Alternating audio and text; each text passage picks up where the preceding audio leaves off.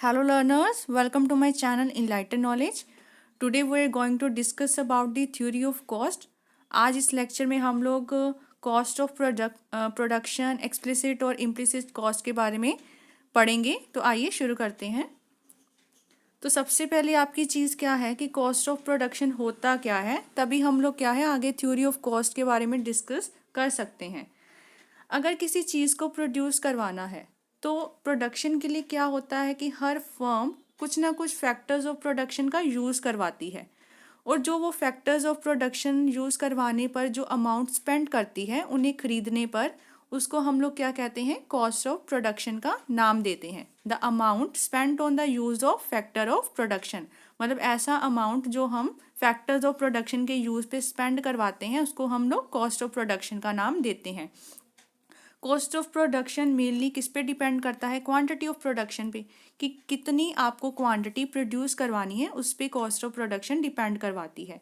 अगर cost of production बढ़ानी है, मतलब क्या है, कॉस्ट ऑफ प्रोडक्शन अगर बढ़ती है तो उतना ही क्या होगा, आउटपुट में इंक्रीज आएगा। इसका मतलब क्या है, जो आपकी कॉस्ट ऑफ प्रोडक्शन है वो किसका फंक्शन होता है, क्वांटिटी ऑफ आउटपुट का फंक्शन होता है। और यहाँ पे आपको बताया गया है सी आपका कॉस्ट है, एफ आपका फंक्शन है और क्यू है आपकी क्वांटिटी ऑफ आउटपुट। मतलब यही कि कॉस्ट ऑफ प्रोडक्शन आपका क्वांटिटी ऑफ आउटपुट का फंक्शन होता है। हम ये देख सकते हैं कि कॉस्ट ऑफ प्रोडक्शन मेनली किस पे डिपेंड करती है, प्रोडक्शन पे डिपेंड करती है। कॉस्ट ऑफ प्रोडक्शन बढ़ेगी with increase in the output. तो ये हमारा हो गया है कॉस्ट ऑफ प्रोडक्शन। आगे है एक्सप्लिसिट और इम्प्लिसिट कॉस्ट। अगर किसी चीज़ को प्रोड्यूस या सेल करवाना है, किसी कॉमोडिटी को, the amount spend in terms of money. तो यहाँ पे कुछ डेफिनेशंस आएंगी कि जो अमाउंट स्पेंड करते हैं मनी की टर्म्स में उसे हम क्या कहते हैं, मॉनेटरी कॉस्ट का नाम देते हैं। सपोज करो cost of producing 500 dozens of exercise book, वो आपको 2000 रुपीज़ उसकी कॉस्ट दे रखी है अगर हम 500 डजन एक्सरसाइज बुक प्रोड्यूस करवाते हैं। तो इसका मतलब क्या है, मॉनेटरी कॉस्ट क्या हो गई 500 डजन ऑफ बुक्स की, दैट विल बी 2000 रुपीज़। ये मनी की टर्म्स में जब हम किसी चीज़ को बताते हैं, मनी की टर्म्स में अमाउंट बताया गया है तो उसको हम लोग मॉनेटरी कॉस्ट का नाम देते हैं। Ordinary the term cost is use for monetary cost, मतलब जो हम यहाँ पे कॉस्ट टर्म का यूज़ कर रहे हैं ना, तो इसका मतलब मॉनेटरी कॉस्ट ही होता है। इकोनॉमिस्ट ने बहुत सारे एक्सपेंसेस को इंक्लूड करवाया है कॉस्ट में, मतलब कॉस्ट का कौन कौन सी चीज़ों पर हो सकती है, that will be cost of raw material, interest, rent, wages, क्योंकि ये फैक्टर्स ऑफ प्रोडक्शन के आगे प्राइजेस होते हैं ना, कि कैपिटल के टर्म्स में इंटरेस्ट होता है, लैंड के टर्म फॉर्म में रेंट होता है, लेबर को वेजेस मिलते हैं, तो ये सारा कुछ बताया गया है।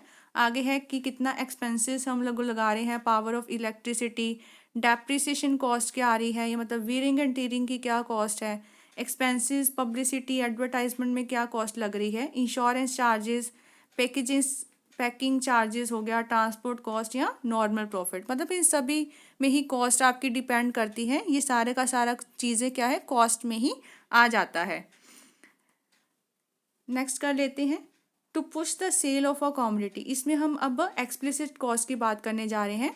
तो यहाँ पे भी एक डेफिनेशन दी गई है, अगर सेल बढ़ानी है किसी कमोडिटी की तो जो मनी हम स्पेंड करवाते हैं पब्लिसिटी पे, पब्लिसिटी मतलब पैम्पलेट्स बांट के या एडवर्टाइजमेंट करवा के न्यूज़पेपर्स में देकर, तो उसको क्या हम कहते हैं, सेलिंग कॉस्ट का नाम देते हैं।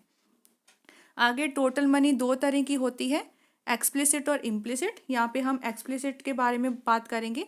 ऐसी एक्सपेंसेस जो एक फर्म को लगती है, इनकर्स करती है to make payment to others, जब हमें क्या है किसी दूसरे पर्सन को पेमेंट करनी हो, ऐसी चीज़ों को हम क्या कहते हैं, ऐसी कॉस्ट को क्या कहते हैं, एक्सप्लिसिट कॉस्ट, मतलब बाहरी cost.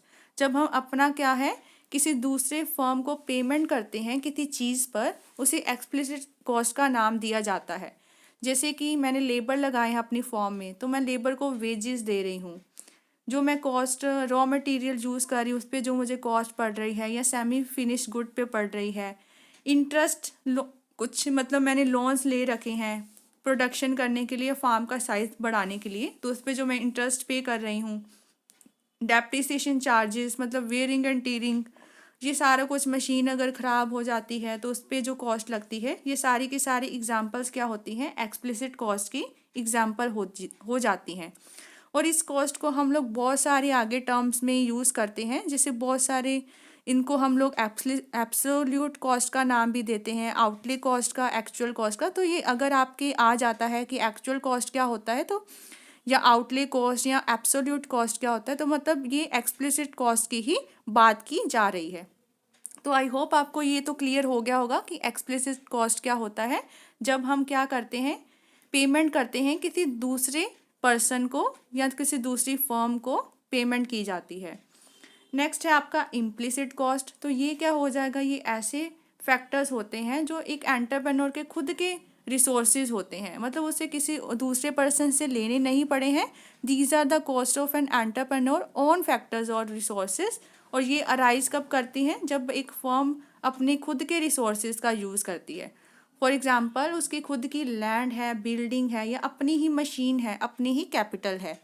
Implicit cost refers to interest on entrepreneur own capital, rent on his own land।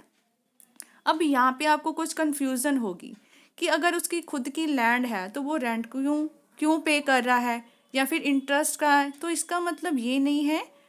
इसका मतलब इम्प्लिसिट कॉस्ट में हम लोग क्या चीज़ लेकर चलते हैं, कुछ अपॉर्चुनिटी कॉस्ट लेकर चलते हैं।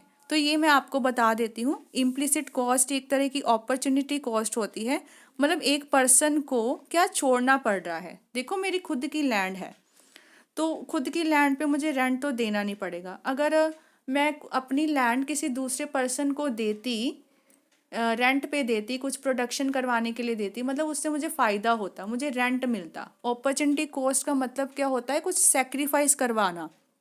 तो रेंट का मुझे सेक्रीफाइस करवाना पड़ रहा है, तो इसीलिए यहाँ पे कुछ टर्म आई है, rent of his on land. मतलब वे उसको इम्प्लिसिट कॉस्ट में ही मानकर चलते हैं। ये एक तरह की अपॉर्चुनिटी कॉस्ट होती है, मतलब हमें क्या चीज़ों को सेक्रीफाइस करवाना पड़ा।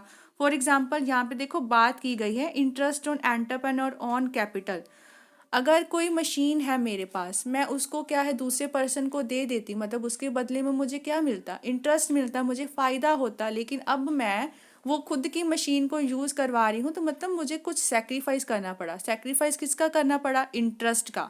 इसलिए यहाँ पे बात की गई है कि अब मुझे वो इंटरेस्ट नहीं मिल पा रहा है। Interest on entrepreneur on capital, rent जो उसे मिल सकता था बट नहीं मिला, मतलब rent of his on land, wages of his on labour. यहाँ पे तो सीधा ही आ जाएगा, जो लेबर उसने लगाई है तो जो वेजेस उसको पे करेगा। Normal profit of his entrepreneurship function. तो ये सब कुछ क्या आएगा, इम्प्लिसिट कॉस्ट में आएगा। तो टोटल कॉस्ट किसके इक्वल होता है, explicit cost plus implicit cost. इन दोनों को अगर मिला दिया जाए तो हमारे पास टोटल कॉस्ट हमें मिल जाती है। तो आई होप आपको इम्प्लिसिट कॉस्ट भी अच्छे से क्लियर हो गया होगा, और ये जो पॉइंट्स हैं ये भी अच्छे से क्लियर हो गए होंगे। अगर वीडियो पसंद आई हो, इस चैनल को ज़रूर सब्सक्राइब कीजिए, लाइक कीजिए, शेयर कीजिए और कमेंट करिए, and press the bell icon, ताकि हर वीडियो की नोटिफिकेशन आपको टाइम टू टाइम मिलती रहे। Thank you.